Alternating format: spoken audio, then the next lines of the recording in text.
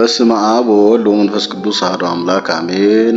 የጥር ድርሳነ ገብርኤል አንድነቱ በሶስትነቱ ሳይከፋፈል ሶስትነቱ በአንድነቱ ሳይጠቃለል በአንድነቱና በሶስትነቱ ለዘላለሙ ጸንቶ የሚኖር በባህሪው የማይመረመር ሲሆን በፍጥረቱ የሚታወቅ መባረቅትን በነጸብራቅ ብልጭታ የሚበታትነው ውሃዎቹን በረቂቅ ደመና አካል የሚቋጥር ሊወድቁ የሚፍገመገሙትን የሚደግፍ ሐሰተኞችን ወደ እውነት የሚመልስ ከወንዶችና ከሴቶች ከሽማግሌዎችና ከሕፃናት ለእሱ ብቻ ምስጋና የተገባው አንድ አምላክ በሆነ በአብ በወልድ በመንፈስ ቅዱስ ስም በማመን በጥር 19 ቀን የሚነበብ የሚጸለይ የፍጹም ደስታ መልአክ የሆነ የሊቀ መላእክት ቅዱስ ገብርኤል ድርሳን ይህ ነው።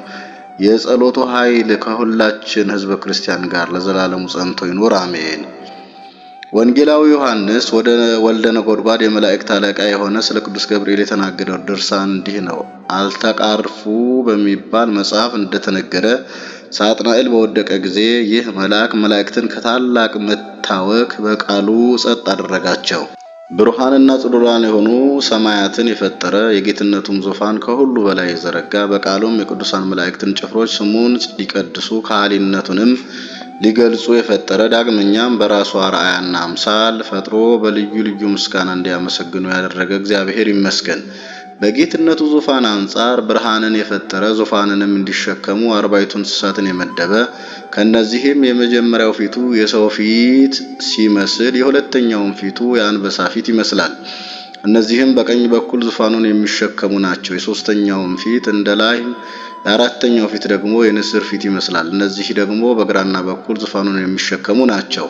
ኪሩቤል የሚባሉ 4 ክንፍ ያላቸው ሱራፌልም የሚባሉ 6 ክንፍ ያላቸው መላእክት አሉ። እነርሱም የእግዚአብሔር የጌትነቱ እሳት እንዳያቃጥላቸው በሁለት ክንፋቸው ፊታቸውን ይሸፍናሉ፣ በሁለት ክንፋቸው እግራቸውን ይሸፍናሉ። ሁለት ክንፋቸውንም ዘርግተው ቅዱስ ቅዱስ ቅዱስ አሸናፊ እግዚአብሔር የጌትነት ምስጋና የመላ ነው እያሉ ያመሰግናሉ። በየማይረጋቸውና በየወገናቸው አንድ አድርጎ 10 ሊቃነ መላእክትን ሾመ። የመጀመሪያው አለቃ ከአንደኛው እስከ ሁለተኛው ያለው የስልጣን ደረጃ ከምድር እስከ ሰማይ ያለውን ርቀት ያህል ነው። እነዚህም በረቂቃን መላእክት ላይ የበላይ አለቆች ናቸው። ሌሎችም አይናቸው ብዙ የሆነ አሉ።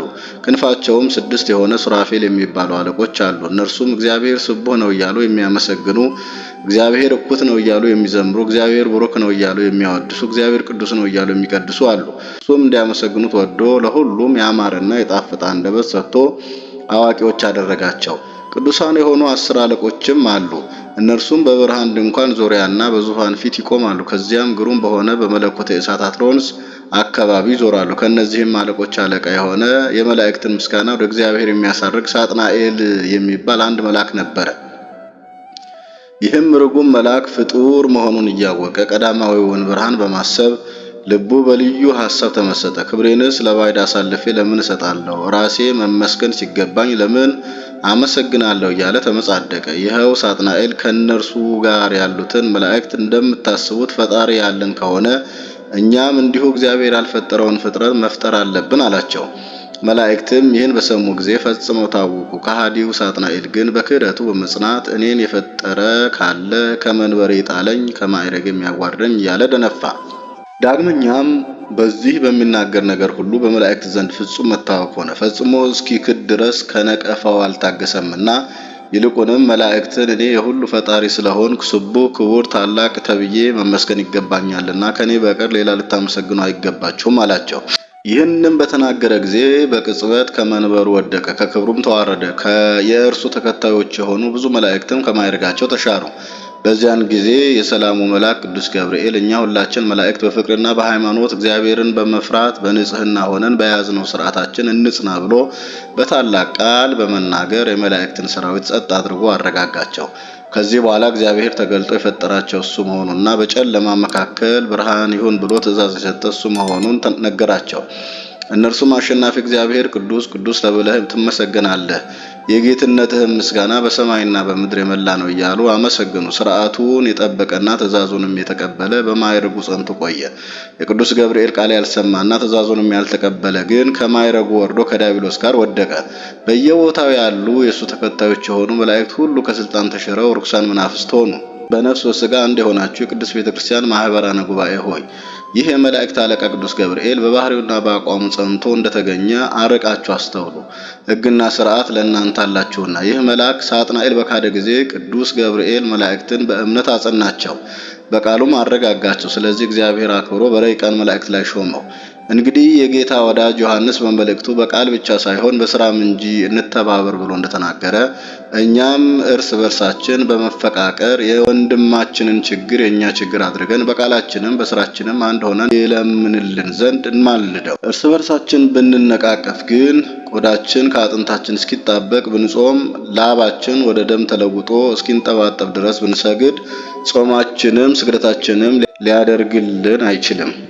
የአነጋገሩ መዓዛ ጣፋጭነት ያለው ጳውሎስ ፍቅር የማንኛውም ስራ ሁሉ ማስፈጸሚያ ከሁሉም በላይ የሆነች ሕግ ናት ሲል ተናግሯልና። ዳግመኛም የመላእክት ቋንቋ ስንኳ ባውቅ ፍቅር ከሌለኝ እንደሚጮህ ቆርቆሮና ወይም እንደሚመታ የከበሮ ድምፅ መሆኔ እንጂ አዋቂ ልባል አይቻልም አለ። ስለዚህ ሐዋርያው ያዕቆብ በመልእክቱ ለእግዚአብሔር እሺ በእጄ በሉት ሰይጣንን ግን አሻፈረኝ በሉት ብሎ እንደተናገረ ያጸናን ዘንድ የዚህን የሰላም መልአክ የቅዱስ ገብርኤልን በዓል እናክብር። የጠላታችንን የሰይጣን ፈቃድ አንቀበለው፣ ለፈጣሪያችንም እንገዛ። ቋቸው ጽኑ የሆነ መላእክትን በምክሩ ያጽናና ያረጋጋ፣ ፍጥረታችን ደካማ የሆነ እኛንማ ከማጽናናት እንዴት ቸል ይላል። ልመናው አማላጅነቱ ከሁላችን ጋር ይሁን ለዘላለሙ አሜን። ቅዱሳን መላእክት ሆይ መውጣቴንና መግባቴን ባርኩልኝ። እንግዲህ ግሩም የሆነ የመለኮት ምርጥ መሳሪያ የምድር ዳግሚት አርያም የተባለች በውስጥ በአፍአ ድንግል የሆነች እናትነትን አገልጋይነትን ከእናትነት አስተባብራ የተገኘች ወደ ቅድስት ድንግል ማርያም ነገር እንመለስ። በነፍሷም በስጋዋም በኃጢአት ያላደፈች ስለሆነች የአብ የጌትነቱ ንጽሕ አዳራሽ የወልድ ማደሪያን የተባለች በድንጋሌ ስጋ በድንጋሌ ነፍስ የተጌጠች በንጽሐ ስጋ በንጽሐ ነፍስ የታተመች የመንፈስ ቅዱስ ማደሪያ ስለሆነች ከዓለሙ ፍጥረት ሁሉ ምሳሌ አይገኝላትን።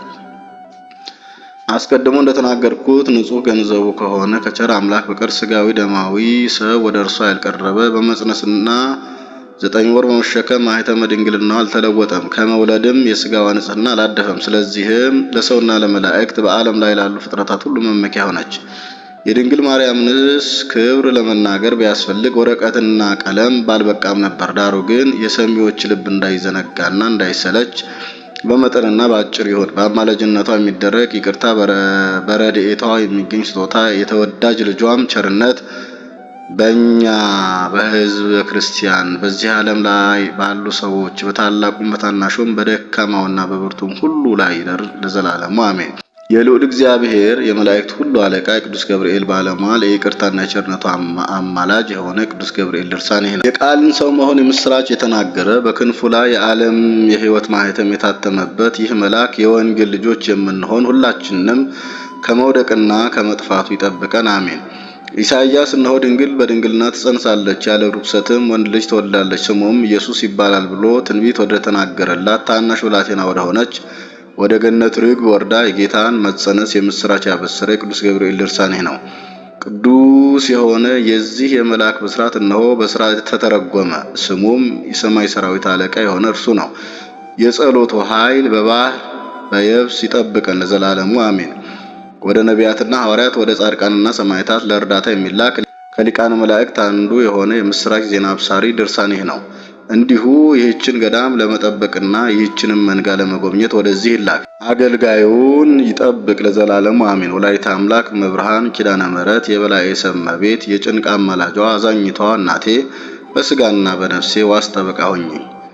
በረከቱ በሁላችን ላይ ይደርና የመላእክት አለቃ የሆነ ቅዱስ ገብርኤል ያደረገው ተአምር ይህ ነው። ሰዎች ቤተክርስቲያን ለመስራት ድንጋይ በሚሸከሙበት ጊዜ ታላቅ ድንጋይ በግንበኛ ወይም በአናጺው ላይ ወደቀበት። ሁለተኛም አንድ የቀን ሰራተኛ ወዛደር ላይ ወደቀበትና እግሩን ቆረጠው። ሰዎችም በአልጋ አድርገው ተሸክመው ወደ ቤቱ ይዘውት ሲሄዱ ቅዱስ ገብርኤል በአንድ አዋቂው ጌሻ አምሳል መጣና የተሸከሙትን ሰዎች ምን ጉዳት እንደደረሰበት መረምር ዘንድ ቁስለኛውን አሳርፉት አላቸው።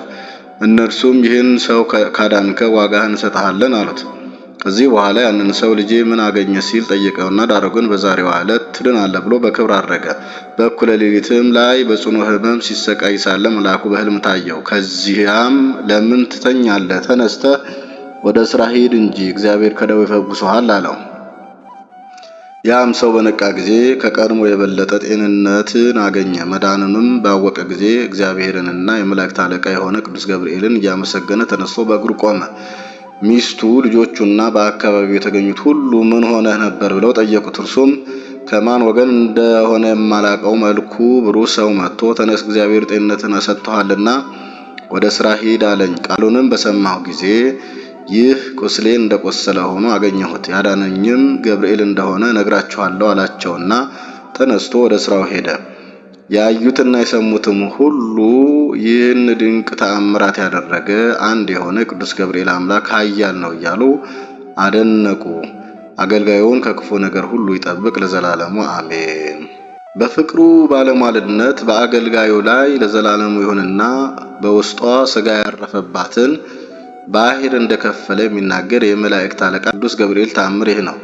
አንድ አላዊ ንጉሥ የሰማዕቱን የጊዮርጊስን ሰውነት በመጋዝ እንዲሰነጥቁትና ከሰነጠቁትም በኋላ የሚያቃጥል ድኝና ቁልቋል ካለበት የብረት ጋን ውስጥ እንዲጨምሩ ታዘዘ። የብረት ጋኑንም የሚያግል ነበልባል 15 ክንድ ያህል ከፍታ ያለው እሳት እንዲያነዱ አሽከሮቹን አዘዘና እነርሱም እንዳዘዛቸው አደረጉ። ዳግመኛም ያ አላዊ ንጉሥ 2 ክንድ ያህል ወደ መሬት ቆፍረው የብረት ጋኑን እንዲቀብሩ በላዩም ላይ አፈር እንዲከምሩበትና ቤትም እንዲሰሩበት አደረገ። ከዚህ በኋላ ጌታችን የመላእክት አለቃ የሆነ ቅዱስ ገብርኤል የጊዮርጊስን ሥጋ ያለበት ጋን ምድርን ሰንጥቆ እንዲያወጣ አዘዘውና እንደታዘዘው ጋኑንም የጊዮርጊስንም ሥጋ አወጣ። በረከቱ ከሁላችን ጋር ለዘላለም ይኑር አሜን። የሊቀ ሰማዕታት ቅዱስ ጊዮርጊስን አካል ያወጣ ሊቀ መላእክት ቅዱስ ገብርኤል ቅድስት ጸሎቱና በረከቱ እኛንም ከህቡ የጠላቶቻችን ወጥመድ ሁሉ ይጠብቀን፣ እኔንም ከክፉ ጠላት ካስጨናቂ ዕለት ይጠብቀኝ ለዘላለሙ አሜን።